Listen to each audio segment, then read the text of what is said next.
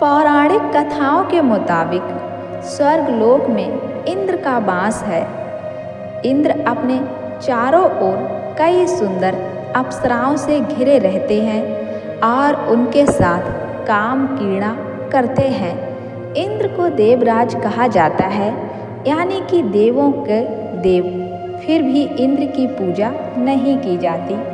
इसके कई कारण हैं। इंद्र कभी खुद को काम वासना से मुक्त नहीं कर पाए। पुराणों में इंद्र के शरीर पर ढेर सारी आँखें होने का भी जिक्र मिलता है। कहते हैं कि एक बार इंद्र ने महान ऋषि गौतम की पत्नी अहिल्या के साथ धोखे से संबंध बनाए थे। जब ऋषि को पता चला तो उन्होंने इंद्र को श्राप दे दिया, जिससे उनके शरीर पर 1000 योनियां आ गईं। बाद में ये योनियां आँखों में बदल गईं। अहिल्या ब्रह्मा जी की मानस पुत्री थी। सृष्टि के निर्माता ब्रह्मा जी ने एक स्त्री का निर्माण किया, जिन्हें वे अहिल्या के नाम से पुकारते थे। अहिल्या अत्यंत रूपवान थी तथा उन्हें यह वरदान प्राप्त था कि उनका यौवन सदा ऐसा ही बना रहेगा। उनकी सुंदरता के सामने स्वर्गलोक की अप्सराएं भी फीकी नजर आती थीं। अहिल्या की सुंदरता के कारण सभी देवता उन्हें पाने की इच्छा रखते थे।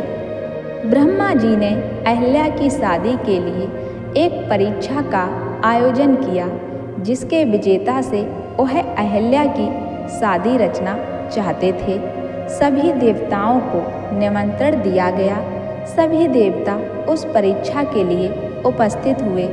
महर्षि गौतम ने यह परीक्षा उत्तीर्ण की। इसी कारण अहिल्या का विवाह विधिपूर्वक महर्षि गौतम के साथ हो गया। ब्रह्मा वैवर्त और पद्म पुराण के मुताबिक एक बार इंद्र भ्रमण पर निकले। आसमान से उनकी नज़र जंगल में बने एक ऋषि की कुटिया पर पड़ी। उस कुटिया में उन्होंने एक बहुत ही सुंदर स्त्री को देखा। इंद्र उस महिला को देखकर उस पर मोहित हो गए। उनसे रहा नहीं गया। एक कुटिया महान तपस्वी गौतम ऋषि की थी। जिस स्त्री को देखकर इंद्र मोहित हुए वो गौतम ऋषि की पत्नी अहिल्या थी। वैसे तो इंद्र के देवलोक में कई खूबसूरत अप्सराएं थीं। वे जब भी चाहते किसी भी अप्सरा के साथ संबंध बना सकते थे, मगर अहिल्या की सुंदरता उन्हें भा गई। इंद्र अहिल्या के साथ संबंध बनाने की तरकीब सोचने लगे। उन्होंने अहिल्या के पति गौतम ऋषि की दिनचर्या पर नज़र रखी।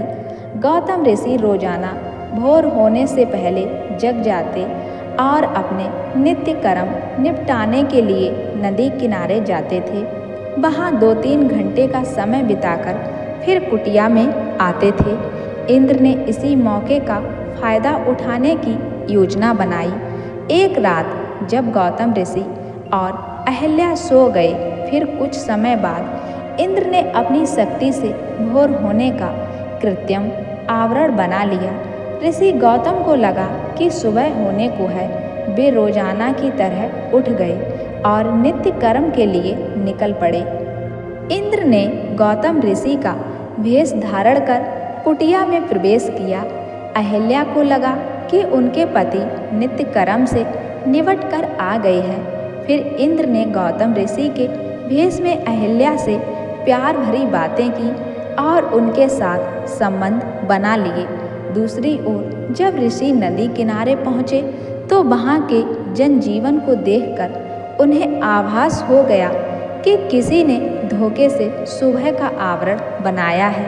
वे तुरंत अपनी कुटिया में पहुँचे, जहाँ उनके वेश में इंद्र उनकी पत्नी के साथ सो रहे थे। ये देखकर गौतम ऋषि आग बबूला हो गए। उन्होंने अहिल्या को पत्थर बनने का श्राप दे दिया। वहीं काम वासना के मोह में गिरे इंद्र को भी श्राप दिया कि उसके शरीर पर 1000 योनियां उग आएंगी। वह चाहकर भी किसी स्त्री के साथ संबंध नहीं बना पाएंगे। देखते ही देखते इंद्र के पूरे शरीर पर योनियां उभर आईं। इंद्र को अपनी गलती का एहसास हुआ और उन्होंने गौतम ऋषि से क्षमा याचना की। ऋषि ने इंद्र को माफ़ कर दिया, लेकिन कहा कि एक बार श्राप दे दिया इसलिए वापस नहीं हो सकता। हालांकि ऋषि गौतम ने कहा कि इंद्र के शरीर पर उभरी ये योनियां आँखों में बदल जाएंगी। इस वजह से इंद्र के पूरे शरीर पर आँखें ही आँखें हो गईं। दूसरी तरफ अहिल्या ने भी गौतम ऋषि से कहा कि उन्हें बिल्कुल भी यह एहसास नहीं हुआ कि उनके वेश में कोई और शख्स उनके साथ सोया है। इसमें उनकी कोई गलती नहीं थी। उनके मन में छल की कोई भावना नहीं थी। गौतम ऋषि ने अहिल्या को वरदान दिया कि कालांतर में भगवान विष्णु का अवतार तुम्हारे पास आएगा और उसके छूने से तुम फिर से पहले जैसी बन जाओगी। सालों बाद श्री राम ने विष्णु के अवतार के रूप में धरती पर जन्म लिया। राम ने ही बाद में अहिल्या को छूकर उन्हें श्राप मुक्त कर दिया।